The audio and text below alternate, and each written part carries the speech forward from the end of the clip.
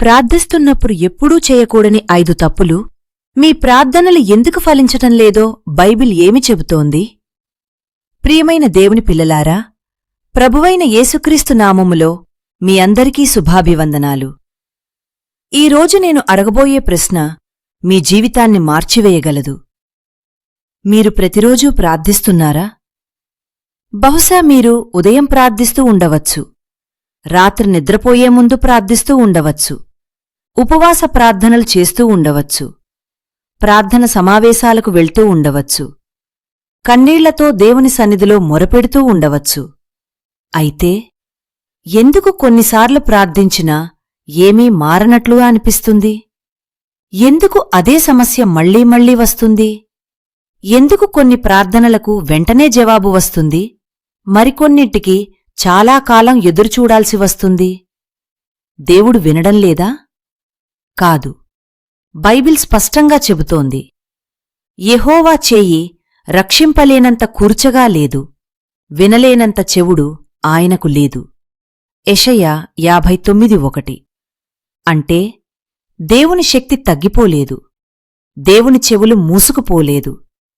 దేవుడు ఇప్పటికీ ప్రార్థనలు వింటున్నాడు.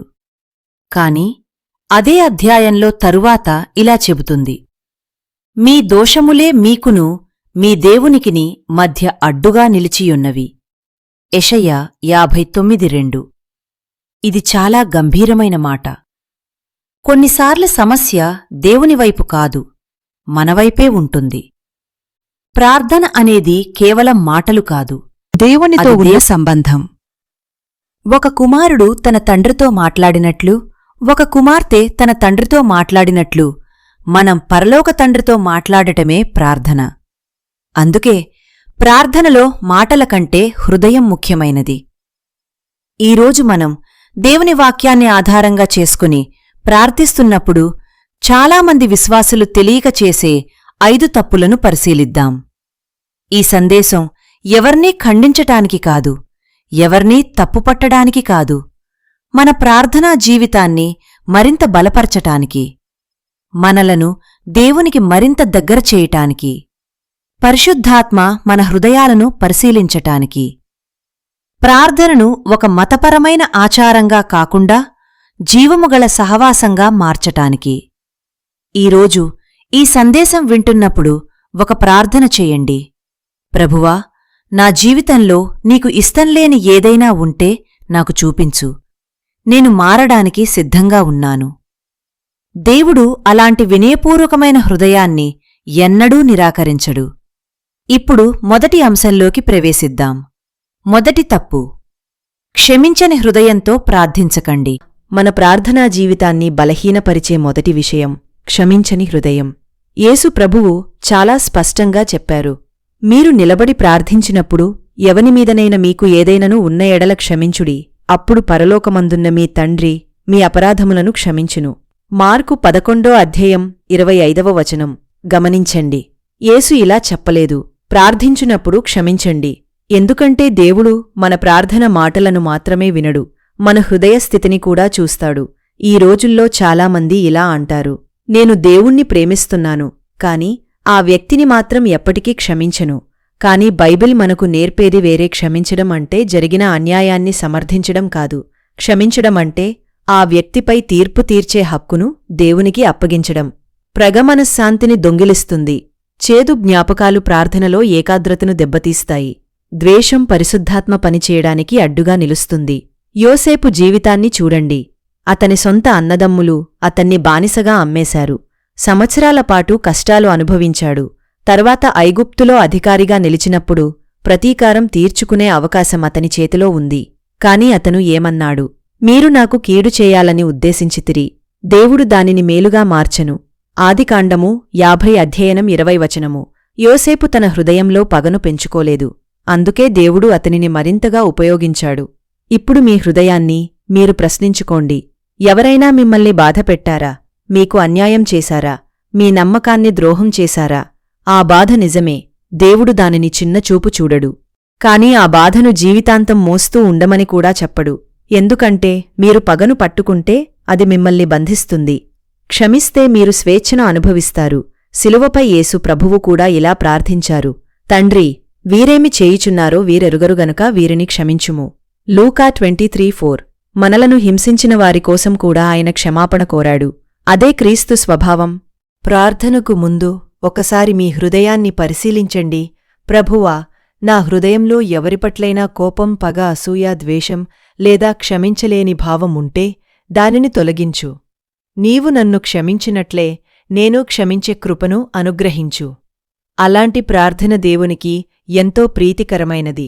గుర్తుంచుకోండి, క్షమించడం బలహీనత కాదు, క్షమించడం క్రీస్తును పోలిన జీవితం. క్షమించడం వల్ల దేవుని కృపను మరింత లోతుగా అనుభవించగలుగుతాము. ఇప్పుడు రెండవ విషయానికి వెళ్దాం. విశ్వాసం లేకుండా ప్రార్థించకండి.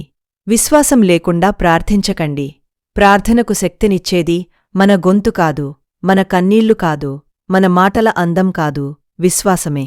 అందుకే హెబ్రీయులకు 11వ అధ్యాయం 6వ వచనము ఇలా చెబుతోంది, విశ్వాసము లేకండే దేవుని సంతోషపరచుట అసాధ్యము. దేవుని యొద్దకు వచ్చువాడు ఆయన ఉన్నాడనియూ తనను వెదకువారికి ఫలమిచ్చువాడనియూ నమ్మవలను.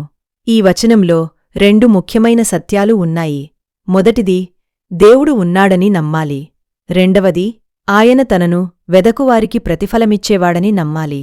చాలామంది ప్రార్థిస్తారు, కాని వారి హృదయంలో ఒక సందేహం ఉంటుంది. దేవుడు నిజంగా నా ప్రార్థన వింటాడా? నా పరిస్థితి మారుతుందా? నాకు మాత్రం జవాబు రాదేమో? అలాంటి ఆలోచనలు వచ్చినప్పుడు దేవుని వాగ్దానాలను గుర్తుచేసుకోవాలి. యాకోబు 1వ అధ్యాయము 6-7 వచనములు ఇలా చెబుతోంది, విశ్వాసముతో అడగవలెను, ఏ మాత్రమును సందేహింపకూడదు.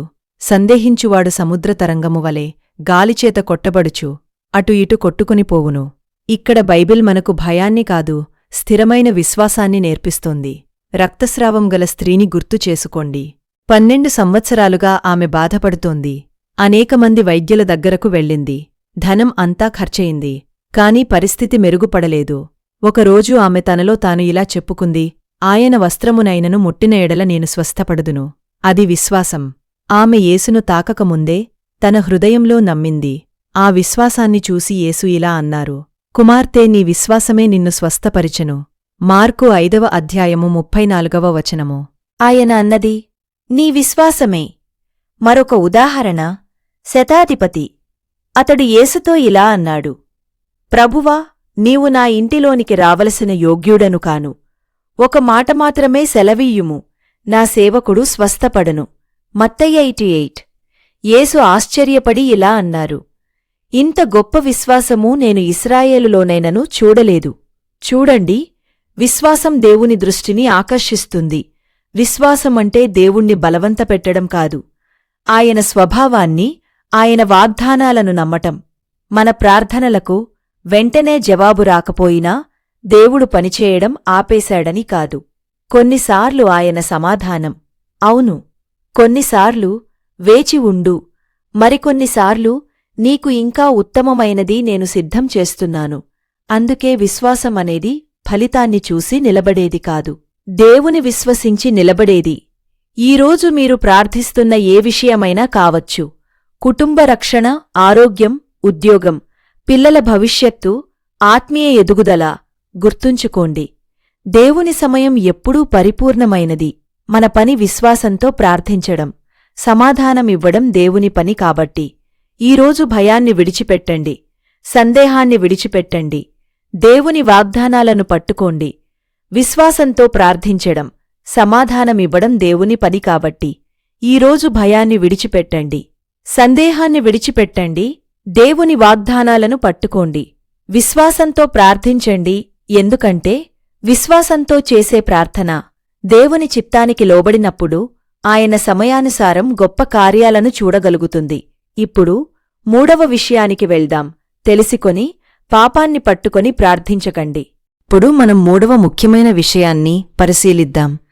తెలిసికొని పాపాన్ని పట్టుకొని ప్రార్థించకండి. మొదట ఒక విషయాన్ని స్పష్టంగా అర్థం చేసుకోవాలి. బైబిల్ చెప్పేది పరిపూర్ణులుగా ఉండమని కాదు. మనమందరం బలహీనులమే, మనమందరం తప్పులు చేస్తాము. అందుకే మనకు రక్షకుడిగా యేసుక్రీస్తు అవసరమయ్యాడు. మనము మన పాపములను ఒప్పుకొనిన ఎడల ఆయన నమ్మదగినవాడును, నీతిమంతుడునై మన పాపములను క్షమించి సమస్త దుర్నీతి నుండి మనలను శుద్ధి చేయును. యోహాను రాసిన మొదటి పత్రిక 1వ అధ్యాయము 9వ వచనము. దేవుడు మన బలహీనతలను చూసి మనలను విడిచిపెట్టడు. కాని ఒక ప్రమాదకరమైన స్థితి ఉంది. అది ఏమిటంటే పాపాన్ని విడిచిపెట్టాలనే కోరిక లేకుండా దానిని సమర్థిస్తూ జీవించడం. అందుకే దావీదు ఇలా అన్నాడు, నేను నా హృదయములో దురాలోచనను నిలుపుకొనిన ఎడల ప్రభూ నా మనవి వినడు. కీర్తనలు 66వ అధ్యాయం 18వ వచనము. ఇక్కడ నిలుపుకొనిన ఎడల అనే మాట చాలా ముఖ్యమైనది. అంటే పాపంతో పోరాడుతున్న వ్యక్తి గురించి కాదు, పాపాన్ని ప్రేమించి దానిని కాపాడుకుంటూ జీవించే మనస్తత్వం గురించి. ఈ రోజుల్లో చాలామంది ఇలా ప్రార్థిస్తారు, ప్రభువా నన్ను ఆశీర్వదించు. అదే సమయంలో దేవుడు విడిచిపెట్టమని చెప్పిన కోపం, అసూయ, వ్యభిచారం, అబద్ధం, లోభం, అపవిత్ర అలవాట్లు, క్షమించలేని హృదయం వంటి వాటిని పట్టుకొని ఉంటారు. దేవుడు మనలను శిక్షించడానికి ఎదురుచూస్తున్న తండ్రి కాదు, మనలను మార్చడానికి ప్రేమతో పిలిచే తండ్రి. దావీదు జీవితాన్ని చూడండి. అతను ఘోరమైన పాపం చేశాడు. కాని నాతాను ప్రవక్త అతనిని గద్దించినప్పుడు అతను తనను తాను సమర్థించుకోలేదు, సాకులు చెప్పలేదు. వెంటనే పశ్చాత్తాపపడ్డాడు.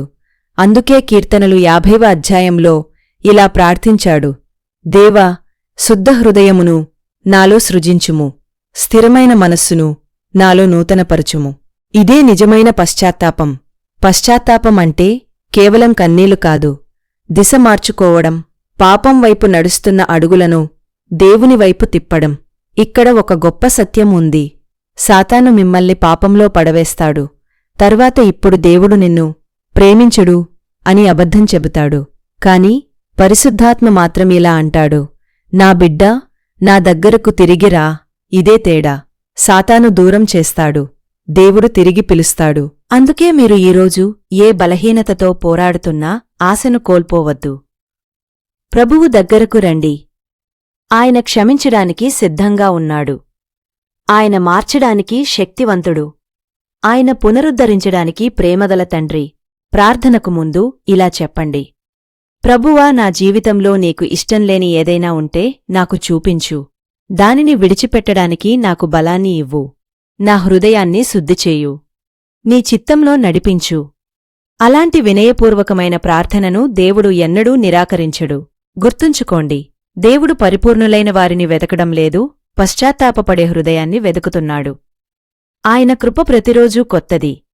మీరు ఆయన దగ్గరకు తిరిగి వస్తే ఆయన మిమ్మల్ని స్వీకరిస్తాడు. ఇప్పుడు 4వ విషయానికి వెళ్దాం. వ్యర్థమైన మాటలతో ప్రార్థించకండి. వీరు ప్రార్థించినప్పుడు మత్తయి 6వ అధ్యాయములో 7వ వచనంలో ఇలా చెప్పారు, మీరు ప్రార్థించినప్పుడు అన్యజనుల వలె వ్యర్థమైన మాటలు పలుకకుడి. వారు ఎక్కువ మాటలు పలికినందున తమ మనవి వినబడునని తలంచుదురు. ఈ వచనాన్ని కొందరు తప్పుగా అర్థం చేసుకుంటారు. యేసు ఇక్కడ ఎక్కువసేపు ప్రార్థించవద్దు అని చెప్పడం లేదు. యేసు స్వయంగా కొన్ని సందర్భాల్లో రాత్రంతా ప్రార్థించారు. అయితే ఆయన ఖండించింది అర్థంలేని, హృదయంలేని, యాంత్రికమైన పునరావృత ప్రార్థనలను. దేవుడు మన మాటల సంఖ్యను లెక్కించడు, మన హృదయ సత్యాన్ని చూస్తాడు. కొన్నిసార్లు మనం ప్రార్థిస్తున్నాం, కాని మన మనస్సు ఇంకెక్కడో ఉంటుంది. నోరు దేవునితో మాట్లాడుతోంది, కాని హృదయం ప్రపంచ విషయాల్లో తిరుగుతోంది. అలాంటి ప్రార్థనను దేవుడు కోరుకోవడం లేదు. దేవుడు కోరేది సజీవమైన సంబంధం. లూకా 8వ అధ్యాయంలో యేసు ఒక ఉపమానం చెప్పారు. ఒక పరిసయ్యుడు, ఒక సుంకరి ఇద్దరూ దేవాలయానికి ప్రార్థించడానికి వెళ్లారు. పరిసయ్యుడు ఇలా ప్రార్థించాడు, దేవా, నేను ఇతరుల వలె లేను. నేను ఉపవాసం చేస్తున్నాను, దశమభాగాలు ఇస్తున్నాను. అతని ప్రార్థన అంతా నేను నేను నేను అనే మాటలతో నిండిపోయింది. కాని సుంకరి దూరంగా నిలబడి కళ్ళెత్తి చూడలేక రొమ్ము కొట్టుకుంటూ, దేవా, పాపినైన నన్ను కరుణించుము అని మాత్రమే చెప్పాడు. యేసు చివరగా ఏమన్నారు? ఆ సుంకరియే దేవుని ఎదుట నీతిమంతుడిగా ఇంటికి వెళ్ళాడు. ఎందుకు? అతని ప్రార్థన చిన్నది, కాని నిజమైనది. అతని మాటలు తక్కువ, కాని హృదయం వినయంతో నిండింది. ప్రియులారా, దేవుడు గొప్ప తెలుగు వినాలని ఎదురుచూడటం లేదు, గొప్ప ఇంగ్లీషు కూడా కాదు. మీ హృదయం కావాలి. ఒక చిన్న బిడ్డ తన తండ్రితో మాట్లాడినట్లు మనము పరలోక తండ్రితో మాట్లాడాలి. కొన్నిసార్లు ప్రభువా నేను అలసిపోయాను అని చెప్పడం గొప్ప ప్రార్థనే. ప్రభువా నాకు సహాయం చెయ్యి అని ఏడవటం గొప్ప తెలుగు వినాలని ఎదురుచూడటం లేదు. గొప్ప ఇంగ్లీషు కూడా కాదు. మీ హృదయం కావాలి అని అడగటం గొప్ప ప్రార్థనే. ప్రభువా నాకు జ్ఞానం కావాలి అని అడగటం గొప్ప ప్రార్థనే. ఎందుకంటే దేవుడు నటనను కాదు, నిజాయితీని ప్రేమిస్తాడు. ప్రార్థన ఒక కార్యక్రమం కాదు, ప్రార్థన ఒక సంబంధం, ప్రార్థన ఒక బాధ్యత మాత్రమే కాదు. ఒక కుమారుడు తన తండ్రితో మాట్లాడే ప్రేమపూర్వక సహవాసం. అందుకే ప్రార్థనకు ముందు మీ హృదయాన్ని సిద్ధం చేసుకోండి.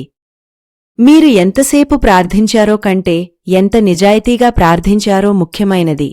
ఎంత అందంగా మాట్లాడారో కంటే ఎంత ప్రేమతో దేవుని దగ్గరకు వచ్చారో ముఖ్యమైనది. గుర్తుంచుకోండి, దేవుని హృదయాన్ని కదిలించేది మన మాటల పొడవు కాదు, మన హృదయపు లోతు. అందుకే ప్రతి ప్రార్థనను ఒక సజీవమైన సంభాషణగా మార్చండి, ప్రదర్శనగా కాదు, సంబంధంగా. ఇప్పుడు మనం చివరి మరియు అత్యంత ముఖ్యమైన అంశంలోకి ప్రవేశిద్దాం. దేవుని మాట వినకుండా ప్రార్థన ముగించకండి. ఇప్పుడు ఈ సందేశంలోని 5వ మరియు చివరి అంశానికి వచ్చాము. దేవుని మాట వినకుండా ప్రార్థన ముగించకండి. చాలామందికి ప్రార్థన అంటే దేవునితో మాట్లాడడం మాత్రమే. కాని బైబిల్ ప్రకారం ప్రార్థన అనేది సంభాషణ. మనం మాట్లాడుతాండు. ప్రశ్న ఏమిటంటే, ఆయన మాట వినడానికి మనం ఆగుతున్నామా? చాలాసార్లు మన ప్రార్థన ఇలా ఉంటుంది: ప్రభువా ఇది ఇవ్వు, ఆ సమస్యను తీర్చు, నన్ను ఆశీర్వదించు అన్నీ చెప్పేసి వెంటనే లేచి వెళ్ళిపోతాము. కాని ఒకసారి ఆలోచించండి, మీ బిడ్డ మీతో మాట్లాడి మీరు సమాధానం చెప్పకముందే వెళ్ళిపోతే మీకు ఎలా అనిపిస్తుంది? అలాగే మనం కూడా కొన్నిసార్లు దేవునితో ప్రవర్తిస్తాము. చిన్న సమూయేలు జీవితాన్ని గుర్తు చేసుకోండి. రాత్రి దేవుడు అతన్ని పిలిచినప్పుడు మొదట ఆయన స్వరాన్ని గుర్తించలేకపోయాడు. అప్పుడు ఏలీ అతనికి ఇలా చెప్పాడు: మరల ఆయన నిన్ను పిలిచిన ఎడల ప్రభువా చెప్పుము, నీ సేవకుడు ఆలకించుచున్నాడని చెప్పుము. మొదటి సమూయేలు గ్రంథం 3వ అధ్యాయం 10వ వచనం. ఎంత అందమైన ప్రార్థన! చాలాసార్లు మనం ఇలా అంటాము: ప్రభువా నా మాట విను. కాని సమూయేలు మనకు నేర్పేది: ప్రభువా నేను నీ మాట వినడానికి సిద్ధంగా ఉన్నాను. కీర్తనలు 46వ కీర్తన 10వ వచనం ఇలా చెబుతోంది: నిశ్చలముగా ఉండి నేనే దేవుడనని తెలిసికొనుడి. నిశ్చలత అంటే కేవలం శరీరం నిశ్శబ్దంగా ఉండడం కాదు, హృదయం కూడా దేవుని ఎదుట ప్రశాంతంగా ఉండడం. మన ఆందోళనలను, తొందరలను, మనసులోని శబ్దాన్ని దేవుని పాదాల దగ్గర ఉంచడం. ఈరోజు మనం దేవుని వాక్యం నుండి ప్రార్థనా జీవితాన్ని బలపరిచే 5 ముఖ్యమైన సత్యాలను నేర్చుకున్నాం. మొదటిది, క్షమించని హృదయంతో ప్రార్థించకండి. మీ హృదయంలో ఎవరి పట్లైనా పగ, ద్వేషం లేదా క్షమించలేని భావం ఉంటే దానిని ప్రభువు ముందు ఉంచండి. దేవుడు మిమ్మల్ని క్షమించినట్లే మీరు కూడా క్షమించే కృపను అడగండి. రెండవది, విశ్వాసంతో ప్రార్థించండి.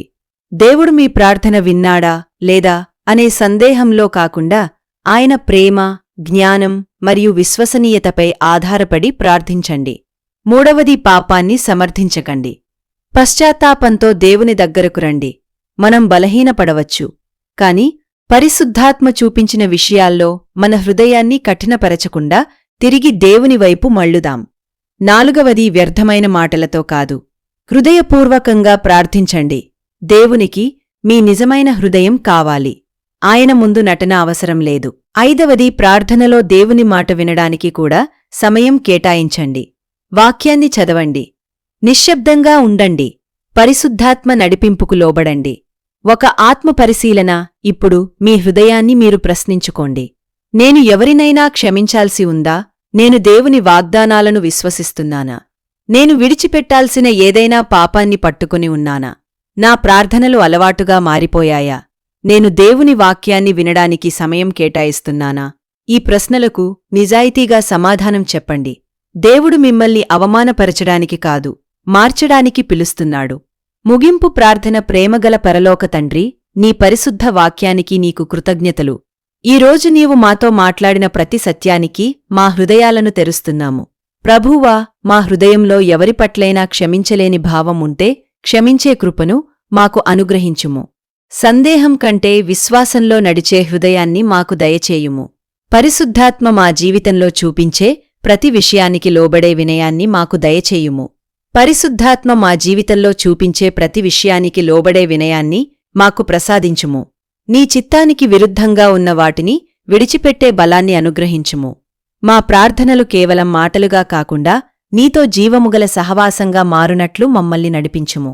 ప్రతిరోజూ ప్రార్థనలోనూ పరిశుద్ధాత్మ నడిపింపులోనూ ఎదిగే కృపను ప్రసాదించుము. బాధలో ఉన్నవారికి ఆదరణనివ్వుము. బలహీనులైన వారికి బలమివ్వుము. రోగులకు నీ చిత్తానుసారంగా స్వస్థతను, నిరాశలో ఉన్నవారికి నిరీక్షణను, భయపడుతున్నవారికి నీ సమాధానాన్ని అనుగ్రహించుము. మా కుటుంబాలను ఆశీర్వదించుము. మా సంఘాలను బలపరచుము. మా జీవితాల ద్వారా నీ నామం మహిమపరచబడునుగాక. ప్రభువైన యేసుక్రీస్తు నామములో ప్రార్థించుచున్నాము. ఆమెన్. ముగింపు. ఈ సందేశం మీకు ఆశీర్వాదంగా ఉంటే దేవుని వాక్యాన్ని మరొకరితో పంచుకోండి. ఈరోజు నేర్చుకున్న 5 సత్యాలలో మీ హృదయాన్ని ఎక్కువగా తాకినది ఏదో ఆలోచించి ఈ వారంలో దానిని ఆచరణలో పెట్టండి. ప్రభువు మీ ప్రార్థనా జీవితాన్ని మరింత లోతుగా చేసి తన చిత్తంలో మిమ్మల్ని స్థిరపరచునుగాక. దేవుడు మిమ్మల్ని సమృద్ధిగా ఆశీర్వదించునుగాక. ఆమెన్.